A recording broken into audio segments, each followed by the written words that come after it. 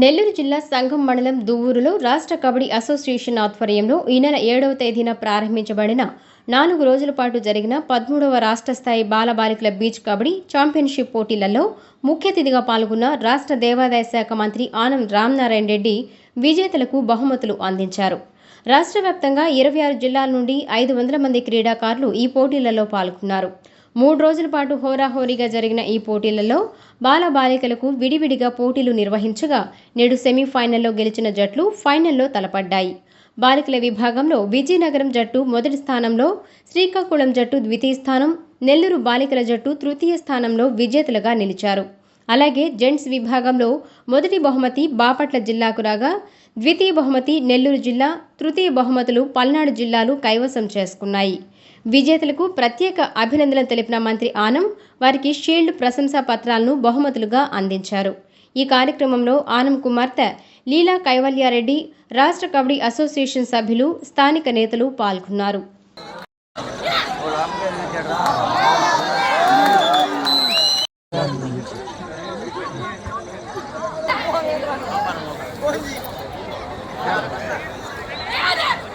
Mahesh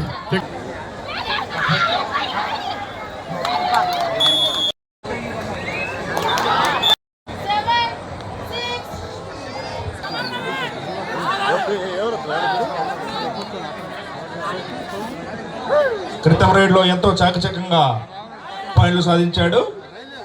Jersey number 7.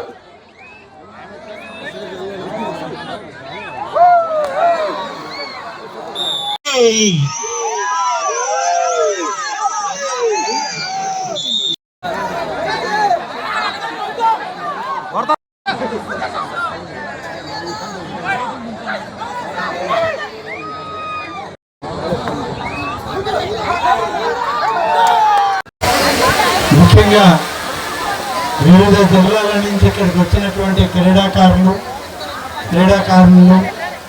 అలాగే officials, coaches, managers అందరికి కూడా ఈ నియోజకవర్గ ఎమ్మెల్యేగా, రాష్ట్ర మంత్రిగా వారందరికి కూడా స్వాగతం పలుకుతున్నాను.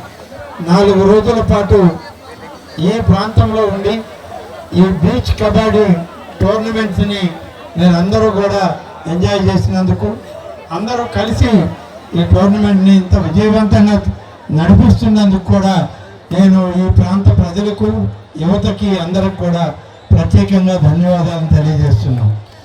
ఈనాడు దాదాపు 26 జిల్లాల నుంచి, అంటే ప్రస్తుతం 28 జిల్లాలు ఉన్నాయి మన రాష్ట్రంలో. 2 జిల్లాలు కొత్తగా వచ్చాయి, మార్కాపురము, మరొకటి పోలవరం. ఈ 2 జిల్లాలు కొత్తవి, ఇంకా కొత్త అసోసియేషన్స్ రాలేదు. వాళ్ళకు కూడా 26 జిల్లాలు, 26 టీములుగా ఇక్కడ మెన్ అండ్ ఉమెన్ రావడం, ఈ బీచ్ కబడ్డీని ఇంత విజయవంతంగా మన ప్రాంతంలో చేయడం అనేది చాలా అరుదైన విషయం.